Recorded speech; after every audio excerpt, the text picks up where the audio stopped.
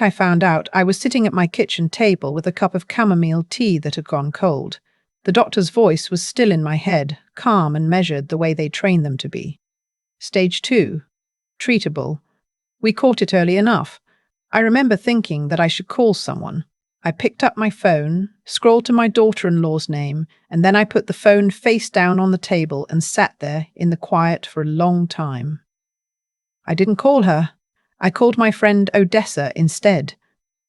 That says everything, really. That one small moment, when the worst news of your life arrives and the first person you instinctively reach for is not your son, not the woman who married him, but a 73-year-old retired school librarian who lives 40 minutes away and will drive over in her bathrobe if you ask her to.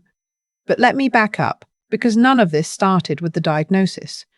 It started the way most things like this start, slowly, quietly, in a way that feels too small to name, until all the small things are piled so high you can't see over them. My name is Constance. I am 68 years old.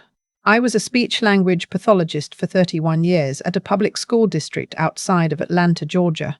I retired at 63 with a full pension, a 403B, that my late husband Leonard had insisted we max out every single year since our 30s, and a paid-off house in Decatur that we had bought in 1998 for $187,000, and that was now worth, according to a recent appraisal, just over $610,000. Leonard died 4 years ago. Pancreatic cancer. 11 weeks from diagnosis to the end. He was 66 and had never been sick a day in his life until he was, and then it moved so fast there was barely time to adjust to the idea before there was nothing left to adjust to. After he passed, the house felt like a museum. Every room was too big. I kept his reading glasses on the nightstand for 6 months, before I finally moved them to a drawer. My son. I'll call him my son, because that's who he is, the only child Leonard and I raised together. The person I gave 30 years of meals and school pickups and Sunday dinners and college tuition to. My son Lawrence called me every Sunday for a while, and then every other Sunday, and then less than that. His wife Melissa had never been warm to me. Not hostile, just contained, polished. The kind of woman who sends thank you notes on monogram stationery and means absolutely nothing by them. 2 years ago, Lawrence called on a Tuesday, which was unusual. He said he and Melissa had been talking. He said they were worried about me being alone in that big house. He said their kids, my 2 grandchildren, 9-year-old Phoebe and 6-year-old Carter, were always asking about me. He said it would mean a lot to all of them if I would consider moving into their guest suite. Just for a while. Just to see how it felt. I asked him to let me think about it. I thought about it for 3 weeks. I talked to Odessa, who said, "Follow your gut, Connie. Your gut has never lied to you." I talked my sister out in Phoenix, who said family is family. I talked to my financial advisor, a quiet, precise man named Gerald, who had managed my accounts for 15 years, who said nothing about the invitation but suggested, without any fanfare, that we update my estate documents regardless of what I decided. I decided to go. I want to be fair here. The first several months were good. Lawrence had converted the guest suite into something genuinely comfortable. Its own bathroom, a small sitting area, good light. Phoebe and Carter were at my door every morning before school, which I loved more than I can say. I made them breakfast most days. Blueberry pancakes on Fridays, which became a thing they looked forward to and told their friends about. I helped around the house. I drove the kids to their activities when Melissa had conflicts. I cooked Sunday dinners, which had been Leonard's tradition, and which I carried on because it felt like holding something of his in my hands. And when Lawrence mentioned, quietly over coffee one Saturday morning in the spring, that he and Melissa had found a commercial space for the catering business she had always wanted to start, and that they were short on the build-out costs, I wrote them a check for $35,000. No interest, no deadline, just between family, I said. Melissa said thank you. It was the warmest she had ever looked at me. What I did not say, and what they did not ask, was that the $35,000 was a small fraction of what I had. Leonard's life insurance, his pension survivor benefit, my own retirement accounts, the equity in the Decatur house which I had rented out at $2,400 a month after moving in with them. I'm not a woman who discusses money. I was raised to consider it private, and I had kept it private my entire life. Gerald knew. Odessa had a rough sense. No one else did. The shift happened gradually. It always does. Melissa started scheduling things without mentioning them to me. Evening events, weekend trips with her friends, and I would find out at 4 in the afternoon that I was expected to handle dinner and bedtime for both kids. I didn't mind, at first. They're my grandchildren. But there was never a conversation. Never a "Connie, would you mind?" Just an assumption, spreading quietly through the household like water finding its level. The catering business started taking more of her time, which I understood. But Lawrence started working later, too. There were weeks where I was effectively the primary caretaker of Phoebe and Carter. Pickup, homework, dinner, baths, books, bed. While Melissa built her business and Lawrence billed his hours, and neither of them seemed to notice that I had not had an evening to myself since October. I didn't say anything. I should have. That's my part in it. I was raised in a generation that believed you absorbed things quietly, that asking for acknowledgement was a kind of weakness. Leonard used to say I could swallow an entire ocean of grievance without blinking. He meant it with love. He was not wrong. In the fall of last year, I went to my gynecologist for a routine appointment, and she found a lump. It was not nothing. After 2 weeks of follow-up tests, a biopsy, an ultrasound, consultations I drove to alone because I hadn't told anyone yet, my oncologist confirmed it, stage 2 breast cancer. The treatment plan was aggressive but optimistic. Surgery, then a course of radiation. Recovery time would be real. There would be weeks where I would not be driving, would not be cooking, would not be the strong, quiet woman holding everyone else's household together. I sat in the parking garage afterward for 20 minutes. Then I drove home. That evening, I told Lawrence and Melissa after the kids were in bed. I said it plainly because I don't know how to say hard things any other way. I said, I have breast cancer. Stage 2. The doctors are optimistic, but I'll need surgery and radiation, and I'll need some help during recovery. Lawrence's face crumpled. He reached across the table and held my hand. He said, Mom, we've got you. You're right where you need to be. Melissa was quiet. She said, That's really scary, Connie. I'm so sorry. And she looked away. I went to bed, thinking it would be all right. 3 days later, I was in my sitting room in the early evening, the door not quite closed, reading. Lawrence and Melissa were in the kitchen. I don't think they knew how clearly sound travels in that house. I had learned that early on and had made a habit of keeping my own voice low out of respect for it. I heard Melissa say his name. Then I heard her say, I've been thinking about this and I have to be honest with you. I cannot take on a patient. I have a business that is finally starting to move. I have 2 kids. I cannot be someone's caregiver. That's not what I signed up for. I heard Lawrence say something low and uncertain. Melissa said, There are facilities for this, Lawrence. Good ones. We can find her something really nice. But this is not something I can do. I need you to understand that. Lawrence said, She's my mother. Melissa said, I know, and I love her. But she's not my responsibility. I closed my book. I set it on the side table. I looked at the wall for a long time. Then I picked up my phone and I texted Gerald. I said, Gerald, I need to meet with you this week. I need to make some changes. He responded within the hour. We had an appointment for Thursday morning. I want to be precise about what I felt in that moment, because I think people expect the story to be about rage or devastation, and it was neither. It was something quieter and colder than that. It was clarity. The kind of clarity that comes when a fog you have been living in for so long, you stop noticing it suddenly lifts all at once. I was not shocked. That was the part that settled into me like a stone. I was not shocked at all. The next morning, I called a real estate attorney I had worked with years before when Leonard and I bought the Decatur house. I told her I wanted to move. I told her what my budget was. She was quiet for a moment. And then she said, Connie, I think I know exactly what to show you. I did not tell Lawrence and Melissa anything. I went about my days the same way I always had. Breakfast for the kids, school pickup on the days I was expected, Sunday dinner. I watched Melissa at the table and felt a profound sort of detachment, The way you feel when you are looking at something you have already decided to leave. Gerald and I met on Thursday. I told him I wanted to restructure everything. We talked for 2 hours. He is not a dramatic man. But at the end of our meeting, he leaned back in his chair and said, "Connie, you are one of the most organized women I have ever worked with." I took that as a compliment. The property my attorney showed me was a 4-bedroom craftsman in a neighborhood called Oakhurst, about 12 minutes from where I currently lived. It needed some updating, but the bones were exceptional. Good light, a porch, a yard with a mature oak tree in the back that Phoebe would love to climb. The sellers were motivated. My attorney thought we could move fast. I paid $580,000, cash. We closed in 3 weeks. I hired a moving company for a Saturday when Lawrence and Melissa had taken the kids to her sister's for the weekend. I didn't take anything that wasn't mine.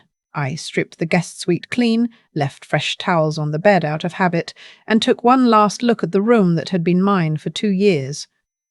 Then I loaded the last box into the truck, drove to Oakhurst, and watched them carry my things into the house with the oak tree in the backyard. I called Lawrence from the porch that evening. He answered on the second ring and said, "Hey, Mum, we're about to start the drive back. We'll see you for dinner." "Tomorrow," I said. "Lawrence, I've moved into my own place. You'll come home to an empty guest suite. I'm fine and I'm safe. I'll explain everything when you're ready to talk." The silence lasted a long time. He said, "Mom, what?" I said, "Get home safe. I love you. Call me when you're ready." I hung up and sat on the porch steps and listened to the neighborhood get quiet for the night. I didn't cry, not because I was hardened to it, because it was the first time in 2 years that I felt like I was breathing my own air. Lawrence called the next morning. He was upset, confused, apologetic in a blurred, unfocused way, the way people are apologetic when they don't quite know what they're apologizing for. He asked me why. He said he didn't understand. He said the kids were asking for me. I told him we would talk in person. I asked him to come alone. He came alone. We sat at my kitchen table in the new house with coffee I had made, and I told him exactly what I had heard. I didn't soften it. I said, "Your wife told you I was not her responsibility, and you did not argue with her." I watched his face go through several things in quick succession: denial, recognition, shame. He said, "Mom, she didn't mean it the way." I said, "Lawrence, I'm 68 years old. I have breast cancer. And the night I told you both, your wife decided behind closed doors that I was a logistical problem. And you didn't tell me. You let me believe everything was fine." He put his face in his hands. I let him sit there. Then I said, "I'm going to be all right. My treatment starts next month. I have excellent doctors. I have Odessa. I have everything I need. But I need you to understand that this is a choice I made for myself, and it was the right one." He asked about the house. How had I bought a house without telling anyone? He seemed genuinely confused by the math of it, and I realized then how little he had ever thought about it. He had seen his mother as a retired school teacher, comfortable but modest. It had never occurred to him to look any further than the story he had already written about me. I told him I had managed my finances carefully for 40 years. I told him about the accounts, about the rental income from Decatur, about what Gerald and I had structured over the years. I watched the number register in his face and then settle into something that looked like genuine bewilderment. He said, "Mom, how much?" I told him the general shape of it. Not every figure, but enough. He was quiet for a long time. Then he said, very quietly, "Does Melissa know?" I said, "No." Another silence. I said, "I'd like to keep it that way for now, if that's all right with you." Melissa called that afternoon. She called twice. I let both calls go to voicemail and listened to the messages later. Warm, slightly frantic, saying she was so sorry, that she hoped we could talk, that the kids were asking for me, that she hadn't meant to make me feel unwelcome. The messages were very well composed. She has always been good at composition. I called her back the next day. I was calm and direct, the way I have always tried to be when I have something real to say. I told her I had heard the conversation. I said I wanted her to know that I understood. Caring for a sick person was not easy. It was not something anyone should have to take on without consent. but I said that being discussed as a logistical problem and then being smiled at across the dinner table as though nothing had been said was something I was not willing to sit with. She started to explain. I let her finish. Then I said, "I'm not angry, Melissa. I'd just made different arrangements." I could hear her recalibrating on the other end of the line. She asked about the house. I told her it was very comfortable, thank you. She asked if there was anything she could do. I said I would let her know. 2 weeks later, she and Lawrence asked to meet with me together.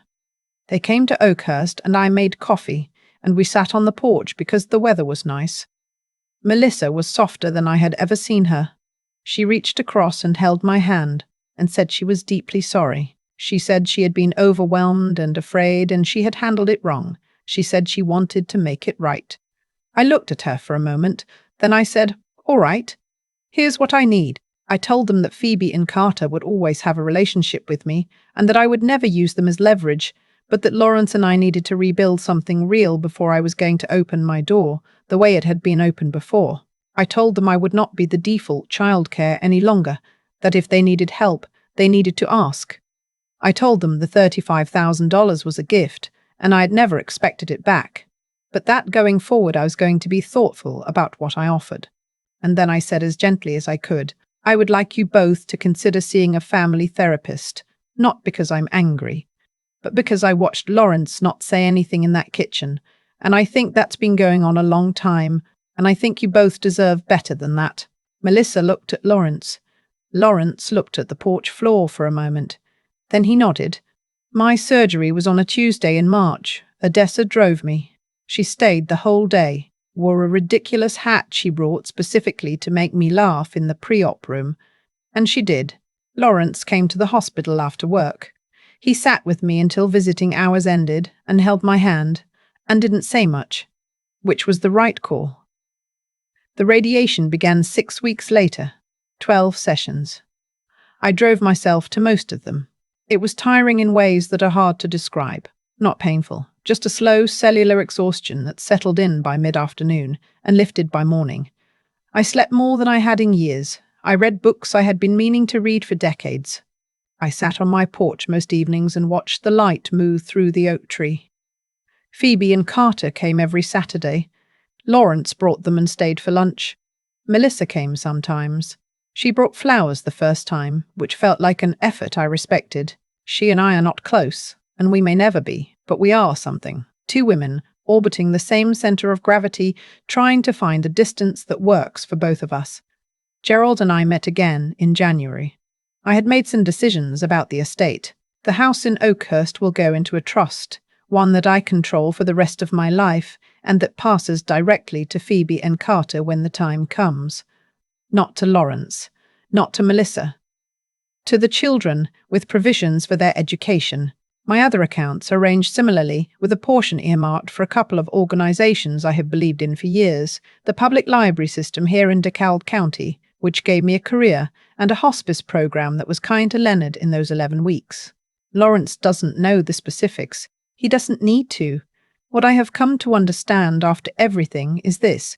The person I was for those 2 years in that guest suite was not fully me. She was a version of me that had decided to make herself smaller in order to be useful, and had confused being useful with being loved.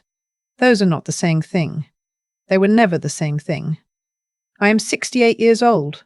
I have stage 2 breast cancer that my doctors tell me we are handling well. I own a craftsman house in Oakhurst with an oak tree in the backyard, and a porch where I can sit in the evening and feel the particular quality of Georgia dusk, which Leonard always said was the best light in the world, and which I have come to believe he was right about. I have my pension. I have my accounts. I have a rental property generating income. I have Odessa and my sister in Phoenix and Gerald, who manages my money with the discretion of a Swiss banker. And I have Phoebe and Carter on Saturdays, who still ask for blueberry pancakes every single week without fail, and who I will tell, when they are old enough, that their grandmother was not always wise. But she learned, late, maybe, but she learned that the most powerful thing a woman can do is decide what she is worth and then refuse to accept anything less. That night I found out. I sat at a kitchen table in someone else's house with cold chamomile tea and a phone in my hand, and the person I almost called could not be trusted with the truth of me. I didn't know then how much I already understood that, how my instincts had already begun making quiet preparations that my conscious mind hadn't caught up to yet. I called Odessa. She answered before the second ring the way she always does, and she said, "Connie, talk to me." So I did. I've been thinking a lot lately about the word arrangement. How much of life is just that, arrangements. Arrangements we make with other people, arrangements we make with ourselves, arrangements we let slide for so long that we forget we ever agreed to them in the first place. For 2 years, I had an arrangement in that guest suite. I would be useful, I would be quiet, I would absorb what needed absorbing, and I would not ask for more than I was given. And I told myself that was love. Because I had been taught, the way women of my generation were taught, that love and endurance are the same muscle. They are not. What I know now is that the moment I sat in that parking garage after my oncologist appointment and felt, underneath the fear, a strange and clarifying calm, that was not numbness. That was my own intelligence finally being allowed to speak at full volume. I had been turning it down for years, turning it down to keep the peace, to smooth the edges, to make myself fit into a space that was never quite shaped for me. Melissa is not a villain. I want to be clear about that, because it would be easier if she were. What she is a woman who got honest at the wrong moment, in a room she thought was private, about something most people only admit to themselves. She didn't want to be a caregiver. A lot of people don't. The difference is she said it. And Lawrence, my son, my child, the person I drove to soccer practice and sat with through fevers and watched graduate, he stayed quiet. That silence told me more than anything Melissa said. The consequences of those choices were not something I engineered as revenge. They were simply the natural result of what was true. When people show you what they value, they are also showing you what they don't. Melissa showed me I was conditional. Lawrence showed me his spine had gone soft somewhere along the way, and the logical consequence of that truth was that I needed to stop arranging my life around people who had quietly arranged me out of theirs. There's a kind of wisdom that only comes from having built something over a long time, 40 years of careful decisions, staying in the 403B even when money was tight, keeping the Decatur house, letting Gerald be thorough when others thought he was slow. None of that was luck. It was discipline that looked invisible because nobody was watching, and when the moment came that I needed it, it was there. That's the thing about integrity, financial, personal, moral. It doesn't announce itself. It just sits there, accruing quietly, and one day you reach for it, and it's solid under your hand. I think about Phoebe and Carter, who come on Saturdays and still ask for blueberry pancakes. They don't know any of the rest of it. They just know their grandmother has a house with an oak tree and she makes pancakes and she is always, always glad to see them. That's what I want them to carry. Not the grievance, not the drama, just the oak tree and the pancakes and a grandmother who knew what she was worth. If I could say one thing to the women who hear this story and recognize something in it, it's this: the arrangements you accept in silence become the walls of the room you live in. You built yourself once. You can build yourself again. It is not too late at 63 or 68 or 75. Constance figured that out on a porch in Oakhurst with cold coffee and a deed in her name. So can you.